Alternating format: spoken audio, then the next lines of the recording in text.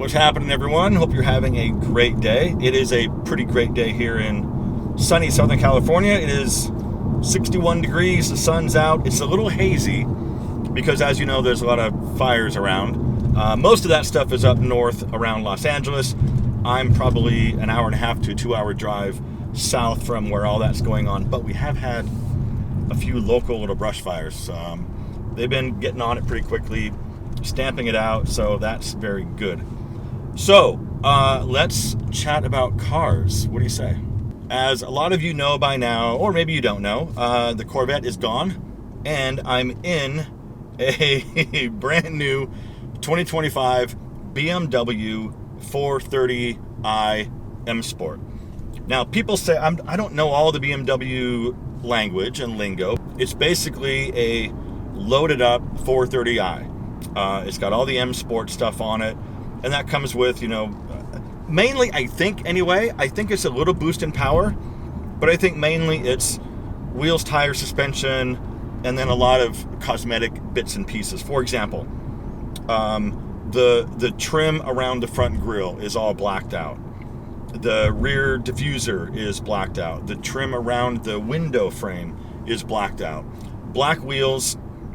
You also have better suspension, and you've also got the blue painted M Sport calipers, which is interesting, but I think it's kind of a nice color. I think it works pretty well. And I believe there may be some different components on the inside. I'm not exactly sure. I don't know all the stuff. All I know is it's a really well-equipped 430i, and it's got... Your remaining range is very low. Should I search for gas stations in the surrounding area? No. Okay, tell me at any time if you would still like to drive to a gas station. Gotcha. I need gas, as you can tell. Anyway, we'll go get gas. Now, this was a decision that I wanted to make. The Corvette is an amazing car. Maybe I'll get another one someday. The prices have been coming down. Bang for the buck, it's really hard to beat that car. If you think you can beat it with another modern era car, let me know in the comments down below. Bang for the buck. It's really a phenomenal car. This is a nice car as well. Don't get me wrong. I'm leasing this vehicle. I did a purchase on the Corvette, and this is saving me a lot of money every single month. Not only is it cheaper to pay for, insurance is cheaper. Gas is a heck of a lot cheaper. So yeah, I'm happy. And like I talked about in my goals video for 2025, I'm trying to live more simply, and I'm trying to save up money this year so that I can buy a house for myself next year, in 26 hopefully. That's kind of what I'm trying to do, and that's basically the reason why I made this move. Now, let's chat about cars for a minute, because if you're a car guy, you understand the draw towards cars. Performance cars, loud cars, luxury cars, like all of that, you get it. And coming from a racing background, look, I have wanted to drive since even before I had a driver's license. When I was a kid, I remember wanting a job that I could drive, like a semi-truck or a delivery van or something. I wanted to drive. And in my case, I got really into driving to the point that I raced cars, as many of you know. I raced cars for, almost 10 years, and I won a driver's championship in 2006. I've told that story before. We can sort of touch on it a little bit later, because what I want to do, if it's okay, I want to briefly run down a list of the cars I've owned, and I'll just sort of go off some of the highlights. But let's drive around a little bit, and then I'll head back to the house, and we'll list out some cars I've had, and we'll talk about my feelings toward cars. Now, with this car, there's a lot to like. It is a very nice car. People ask me how I like it compared to the Corvette. Like, there's no comparison. They're different. They're completely different. And if I tried to compare the two, I'd be let down, because this isn't in the same category. This is still a very nice car all on its own. I do enjoy it. There are a couple of little quirks that I really dislike. First of all, the backup camera. At night, it's really dark, and there's no way to adjust exposure or to make the image on my screen brighter. It's almost worthless at night trying to back this thing up. Anyway, little annoyance there. The other one is the brakes. So rolling up to a stoplight, right? You give the brake pedal pressure, and then as you approach the car in front of you, you lift a little bit, and you can modulate the brake pressure. This thing, for whatever reason, it's like an on-off switch when you're doing low-speed braking. There's no modulation. It's either on or it's off. When I take it in for service on my first oil change, I'm going to ask them to see if there's any type of programming they can do. I feel like that's more of like a mechanical thing. Maybe it's like a brake pad thing, but I don't know. Now, I opted for the 2-door coupe over the 4-door Sportback. That's got like a liftgate, tailgate kind of situation, and it's more versatile. You can put more stuff in the back of it because the seats fold down, and it's like this whole space back there. I like the look of this car better. I don't really have the need to load and transport a lot of gear around, so I really don't need that feature. It's convenient, I'm sure. The back seat's fine. I wouldn't want to sit back there for a long road trip, but for short little bits around town, it's totally comfortable. But I think the 2-door coupe looks nicer. It looks sportier. Arguably, it looks a little more aggressive. I just think it looks nice, and if it's going to be my car, I'm going to be with this thing for the next couple of years. I want to enjoy looking at it, and that's part of the car thing for me. It's got a 4-cylinder turbo, and there's a mild hybrid. There's like a battery thing. It isn't a plug-in situation or anything like that, but I think it helps with low end off the line, and it helps get you better gas mileage, which I'm seeing. Like, this thing is insane as far as gas mileage goes. Horsepower, I think it's around 255, so it's not impressive like I'm used to. See, that's the thing. Like, I'm used to 500 horsepower cars. It's fine. It's fine. It gets up and goes just fine. It isn't. See, you can't compare what I had versus what I have now because it's not fair. Like, on its own, this is a really, really neat car. The screen on the thing, I'll drop some footage in here. It's massive. It's touchscreen. It's responsive. CarPlay connects 99% of the time. There's a few times it hasn't connected, and that's been annoying. I've had to like pull over and stop the car, restart it, and then it reconnects, and that's whatever. But otherwise, it's comfortable, it's quiet, the sound system is good, the tech is amazing, and there are so many apps on this thing. It's like endless almost how much there is inside this infotainment system. But let's run around a little bit, and then I need gas, and then we'll head back to the house, and we can do a little run through, and we'll talk about cars. So I got my phone out, and I had to go back. It took me some time to go back through my computer and try to find photos of a bunch of old cars that I used to have. Now, I wasn't able to find some, and some of the cars that I've owned, especially when I was younger, were complete shitboxes, so I'm not even gonna really talk about those. But let's run through this kind of quickly, starting with the first car my very first car. It was a 1977 Camaro LT.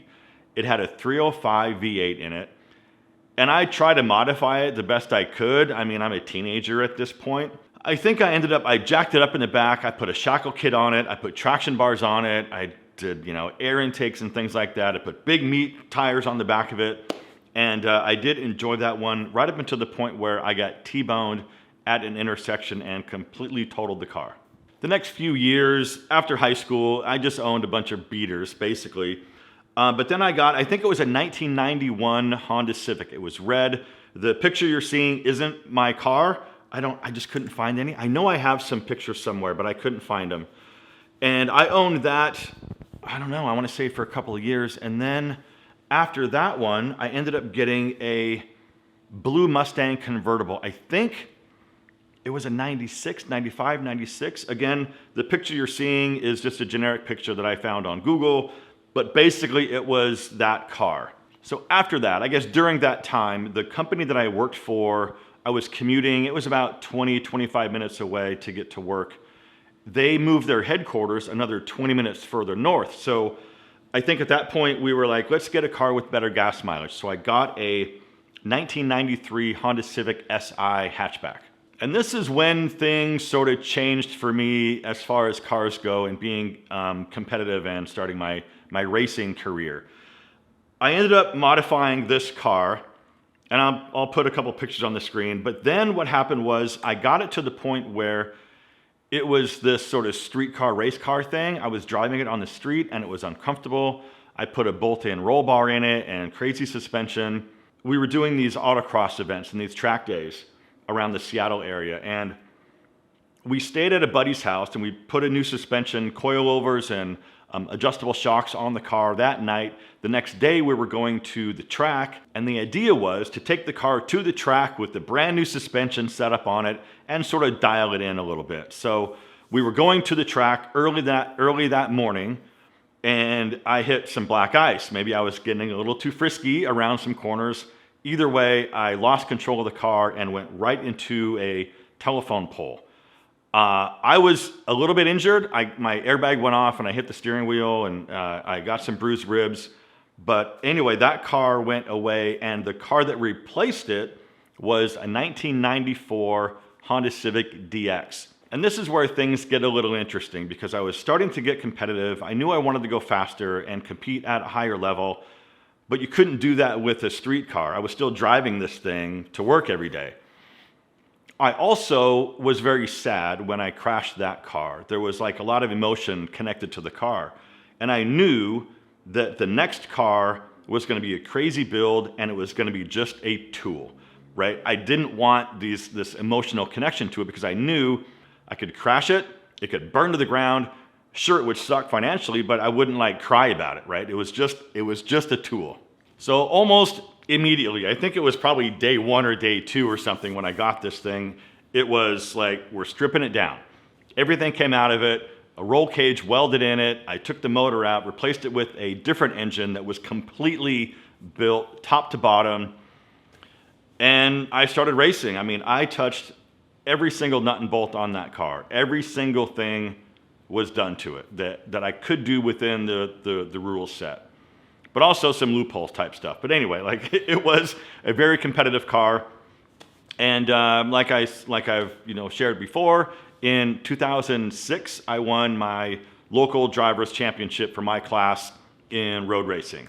That was super cool, and and that was about a 10-year journey from start to finish.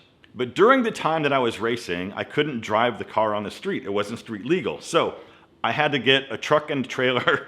I ended up with this 2003 Ford F-350 Super Duty, the 7.3 liter Power Stroke diesel. Amazing truck. And it was the last of that amazing 7.3 liter turbo diesel. The thing was an absolute tank. But I couldn't leave well enough alone. Every car I own, for the most part, I've got to mess with it a little bit. So I modified that truck. I put a lift kit on it. I put a shift kit in it. I put this computer chip in it that had 6 positions, intake, exhaust, the works. It was a crazy truck. And at some point after that, I don't know which one came first. I can't remember exactly, but I owned a 2008, I think it was a 2008 Audi A3 wagon. That thing was super cool. Lowered it, wheels and tires on it, intake, exhaust, the works. That was a really cool car. I love wagons for some reason. This car made me really start to love sort of these hot hatch wagon type cars. Really cool car. Then came a 2005 Honda S2000. That's the car. That is the car I wish I still had. That's one of those ones I should have never let it go, but I did. Amazing car. Again, modified that one a little bit. I didn't go crazy with that one because I really respected that car. Amazing car. And at some point after that, I think it was after that car, I ended up with a 91 Miata. Bone stock when I bought it, and of course I had to mess with it. Suspension, wheels, tires. I put a roll bar in it, and that was just kind of a fun weekend cruiser. Then I got a truck. I bought this one brand new. I think this was my first brand new purchase. I've always owned pre-owned up until this point. Ford F-150. It was the new EcoBoost, that V6 twin turbo. Great truck. Again, I had to modify it. I went through a couple sets of wheels and tires. I put these chrome things on it. I put a front lift on it, but I ended up with these black wheels. Anyway, I thought they were super cool. I loved the truck, and at that point, I was getting into location photography. As you guys may or may not know, I ran a commercial photo studio in Seattle after my career of racing. And so what I was doing at that time, I was transporting all of my gear in the back of my truck. So I had to put like a locking tonneau cover on the back of it, but it never really felt secure. So I got rid of that truck, and I got an SUV. And if I remember correctly, this was a 2013 Ford Flex. Super cool car, very unique. And I modified it to the point where I really like the look of this car. You might disagree. Let me know your thoughts down below. But I lowered it, springs and shocks, and I put different wheels and tires on it. And I think it's a really cool looking car, but it was a way to transport all of my gear around inside my vehicle. So it just felt a lot safer. Then after moving to California, I ended up in a BMW. I forget the year. I leased this one. It was a 428i, I think, and it was the 4-door Grand Coupe, so the whole back end was like a tailgate. It was a neat car. It was my first BMW, and I really liked that. After that one, I got into, gosh, I can't remember, the 17, 18, I want to say, Audi SQ5. Great car, fantastic car, super fast, luxurious, a lot of cool tech that I really did enjoy, and it was kind of this hot rod SUV. I think it made 355 horsepower, I want to say, but it was a really, really cool car. So after that Audi went away, I ended up with another Audi. This was the Q3, the smaller version, but it was loaded. S-Line, I want to say, premium S-Line, I think is what it had on it. I did like that orange color. I think when I bought it, I could have chosen between the orange one and like a gray one. I had to go orange. I like kind of bright stuff. But anyway, I had that one for a couple of years. And after that, I got a Miata. I think, what was this one, a 17 Miata? Great fun. Super fun car to drive. Then came the AMG Mercedes 2020 AMG C63S monster. Absolute beast. 510 horsepower, twin turbo V8 with all the luxury. God, it was just a luxury hot rod. Very cool. Did a lot with that car. Went on a couple of rallies with it. Had a great time with it. After that, of course, came the Corvette, which I've said it before, bang for the buck, you cannot beat that Corvette. That was a very cool car. And then, of course, now I'm in the BMW.